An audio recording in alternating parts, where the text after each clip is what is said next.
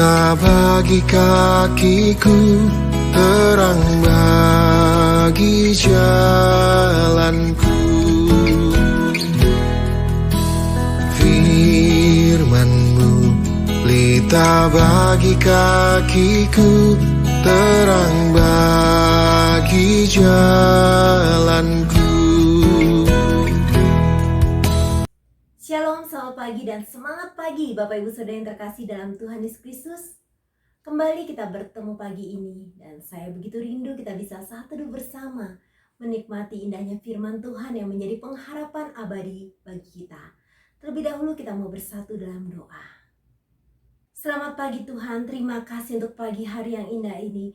Terima kasih kembali dengan semangat sukacita dan penuh antusias kami kembali mau merenungkan kebenaran firman-Mu. Firman Tuhan yang senantiasa menjadi kekuatan di dalam setiap jalan yang kami lalui. Bapak, kami boleh melihat hari ini adalah hari yang penuh pengharapan karena Engkau bersama dengan kami untuk melewati dan melintasi sepanjang hari ini. Bapak, kami mau merenungkan firman Tuhan, biar Engkau mengurapi hamba-Mu ini dengan setiap keterbatasan kelemahan hamba-Mu ini, Engkau yang menyempurnakannya. Dan Engkau menyucikan, menguduskan bibir mulut lidah hamba-Mu untuk menyampaikan kebenaran. Dan setiap Bapak Ibu Saudara dimanapun berada, biarlah Tuhan Engkau terus memberikan kekuatan, memelihara iman, bahkan memelihara kehidupan kami tiap-tiap hari dengan sempurna. Kami mau sambut firman Tuhan pada pagi hari ini dengan ucapan syukur. Haleluya, amin. Tema kita pagi ini mengasihi walau disakiti. Mendengar tema ini kita spontan akan mengatakan, bisa nggak ya? Rasanya sulit sekali untuk mengasihi, apalagi di saat hati kita tersakiti. Boleh nggak ya kita tawar-menawar sama Tuhan untuk hal ini? Karena memang sangatlah tidak mudah untuk mengasihi orang yang sudah menyakiti kita.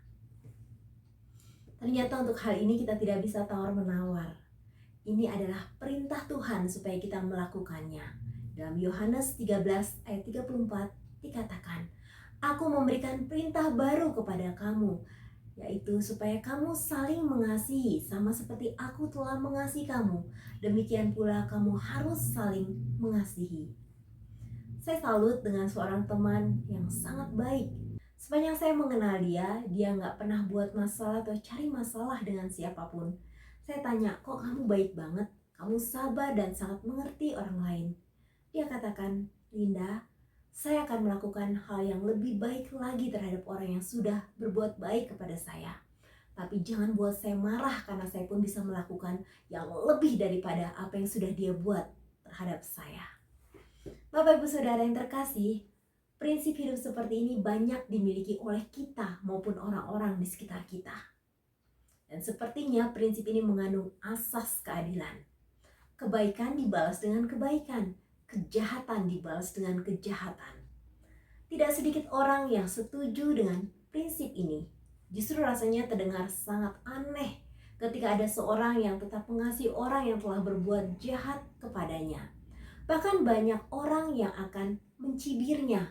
Apa kata dunia? Wah, kamu orang yang terlalu lemah dan bodoh sehingga tidak punya kekuatan untuk membalas. Kamu penakut. Kamu tidak punya nyali karena membiarkan harga dirimu diinjak-injak orang dengan semena-mena. Bahkan banyak orang tua yang mengajarkan prinsip ini kepada anak-anak mereka. Kalau ada orang yang ganggu kamu atau memukul kamu, alas, jangan hanya diam. Jangan jadi pengecut, tunjukkan kalau kamu mampu. Dan dia tidak akan bisa seenaknya lagi terhadap kamu. Bapak Ibu Saudara yang terkasih, lantas bagaimana kita bisa menerapkan prinsip firman Tuhan dalam hidup kita kalau kita masih terus mempertahankan prinsip yang diajarkan oleh dunia? Dalam Matius 5 ayat 38-39 dikatakan, Aku telah mendengar firman, mata ganti mata dan gigi ganti gigi. Tapi aku berkata kepadamu, janganlah kamu melawan orang yang berbuat jahat kepadamu, melainkan siapapun yang menampar pipi kananmu, berikan juga kepadanya pipi kirimu. Dalam Injil Lukas, hal ini juga sangat ditekankan. Tetapi kepada kamu yang mendengarkan aku berkata, kasihilah musuhmu, berbuatlah baik kepada orang yang membenci kamu. Menurut survei yang dilakukan di kalangan masyarakat, mereka menyampaikan fakta-fakta yang terjadi dalam kehidupan di seputar mereka ataupun kehidupan yang mereka alami sendiri. Fakta pertama, Mengasihi bukanlah hal yang mudah, apalagi terhadap musuh. Fakta yang kedua, pengkhianatan dari orang terdekat akan menimbulkan luka yang sangat dalam sehingga tidak ada kata maaf. Apalagi mengasihi. Ada sebuah lagu berjudul Tiada Maaf Bagimu. Lirik lagu ini menceritakan luka yang teramat pedih akan membuat pintu maaf itu tertutup untuk selamanya. Lirik lagu ini mengatakan, tak sewajarnya kau hadir setelah engkau lukai. Tak sepantasnya kau datang setelah engkau dustai. Haruskah ku terima lagi hina yang telah kau beri, hingga membuatku terluka. Pedih dan teramat parah. Seharusnya engkau menyadari betapa aku sangat menyayangi dirimu. Nyata tega kau dustai, seolah sengaja kau buat hatiku terluka. Baiknya kau pergi, usah kau hiraukan. Ku takkan sesal bila kita pisah. Sakit hati ini takkan terobati, walau beribu maaf engkau pinta. Fakta yang ketiga, selalu teringat pelakuannya yang jahat, sehingga membangkitkan emosi dan kebencian yang semakin dalam. Fakta yang keempat, kekecewaan yang sangat dalam, sehingga tidak mau memberikan kesempatan lagi untuk memaafkannya. Fakta yang kelima, apa yang telah dilakukan oleh orang itu sudah keterlaluan sehingga tidak ada alasan untuk memaafkan. Mendengar dan merenungkan firman Tuhan tentang kasihilah musuhmu, ini menjadi kerinduan bagi banyak anak-anak Tuhan untuk bisa melakukan kebenaran firman Tuhan ini. Kita memang tidak akan mampu melakukannya dengan kekuatan kita sendiri, namun Roh Kudus yang akan memberikan kita hikmat, kekuatan, kemampuan, dan mengalirkan kasih yang luar biasa dalam diri kita untuk dapat melepaskan pengampunan, sehingga kita akan dimampukan untuk mengasihi sekalipun kita telah disakiti, hati kita telah dilukai, hidup kita telah ditoreh oleh pengalaman pahit, bahkan masih nampak jelas jejak masa lalu yang membuat kita harus berulang kali menghapus air mata. Pagi ini kita mau belajar dari teladan tokoh Alkitab, yaitu Yusuf. Dalam kacamata dunia, tentunya sangat wajar jika Yusuf tidak memaafkan saudara-saudaranya. Karena mereka jahat, mereka sudah merencanakan pembunuhan untuk melenyapkan Yusuf. Selama hidup jauh dari keluarga, Yusuf pun harus mengalami banyak tantangan. Dia difitnah, dimasukkan ke dalam penjara, dilupakan oleh kepala juru minum, dan tentunya ada banyak tantangan lain. Namun itu semua tidak membuat Yusuf menyimpan dendam dan kebencian kepada saudara-saudaranya yang telah menghantarnya sampai ke Mesir. Apa yang Yusuf lakukan? Hal yang pertama, ia melepaskan pengampunan terhadap orang yang telah mencelakainya. Di dalam Kejadian 45 ayat 4-5 dicatat, lalu kata Yusuf kepada saudara-saudaranya itu, marilah dekat-dekat, maka mendekatlah mereka. Katanya lagi, akulah Yusuf saudaramu yang kamu jual ke Mesir. Tetapi sekarang, janganlah bersusah hati dan janganlah menyesali diri, karena kamu menjual aku ke sini, sebab untuk memelihara kehidupanlah Allah menyuruh aku mendahului kamu. Hal yang kedua, Yusuf membalas kebaikan walaupun selama ini ia telah menerima kejahatan yang luar biasa dari saudara-saudaranya. Dalam Kejadian 42 ayat 25 mengisahkan bagaimana Yusuf memperhatikan dan memenuhi semua kebutuhan yang diperlukan oleh saudara-saudaranya. Sesudah itu Yusuf memerintahkan bahwa tempat gandum mereka akan diisi dengan gandum dan bahwa uang mereka masing-masing akan dikembalikan ke dalam karungnya serta bekal mereka di jalan akan diberikannya kepada mereka. Di dalam Kejadian 50 ayat 21, jadi janganlah takut, aku akan menanggung makananmu dan makan anak-anakmu juga. Demikianlah ia menghiburkan mereka dan menenangkan hati mereka dengan perkataannya. Ketiga, Yusuf tidak sedikit pun menyimpan dendam atas kejahatan yang telah diterima. Namun di sisi lain, saudara-saudara Yusuf sangat ketakutan karena mereka berpikir Yusuf akan balas dendam, sehingga mereka berkata di dalam Kejadian 50 ayat 15. Ketika saudara-saudara Yusuf melihat bahwa ayah mereka telah mati, berkatalah mereka, boleh jadi Yusuf akan mendendam kita dan membalas sepenuhnya kepada kita segala kejahatan yang telah kita lakukan kepadanya. Tapi apa yang Yusuf katakan? Bapak ibu saudara yang terkasih, Yusuf berkata, memang kamu telah mereka-rekakan yang jahat terhadap aku, tapi Allah telah mereka-rekakan untuk kebaikan dengan maksud melakukan seperti yang terjadi sekarang ini, yakni memelihara hidup suatu bangsa yang besar.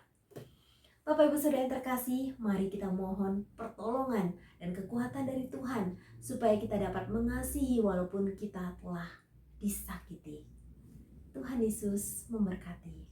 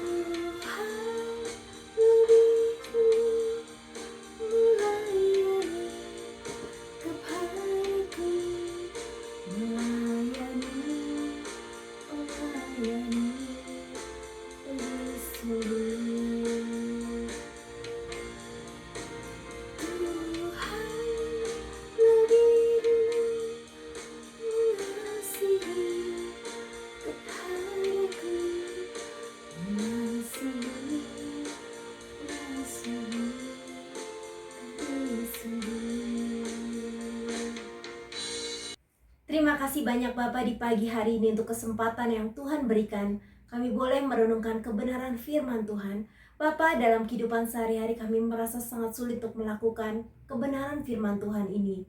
Kami seringkali begitu sulit untuk memaafkan, apalagi mengasihi orang yang sudah menyakiti kami. Namun lewat kebenaran firman Tuhan pada pagi hari ini, kami tidak mau mengandalkan kekuatan kami. Kami terus mau mengandalkan Tuhan yang memberikan kami kekuatan yang dahsyat luar biasa untuk memberikan pengampunan dan mengasihi orang lain dengan kasih yang tulus, sebagaimana Tuhan mengampuni setiap dosa, kesalahan, dan pelanggaran kami, dan betapa Tuhan panjang sabar terhadap kami.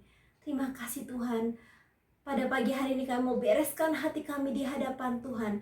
Kami tidak mau menyimpan kebencian, kemarahan, dendam, sakit hati. Kami mau buang semua sampah ini Bapa, dan kami percaya Engkau yang memulihkan hati dan kehidupan kami. Tolong kami untuk melepaskan pengampunan. Tolong kami ya Bapa. Bahkan Engkau berikan kami kelegaan terhadap orang-orang yang sudah menyakiti kami. Terima kasih banyak Bapa, di dalam tangan-Mu kami akan menikmati sebuah perjalanan yang indah, di mana kami melihat hal yang luar biasa. Tuhan memberikan pengampunan yang luar biasa dalam diri kami, dan kami pun dapat melepaskan pengampunan itu. Dalam nama Tuhan Yesus kami berdoa. Haleluya. Amin.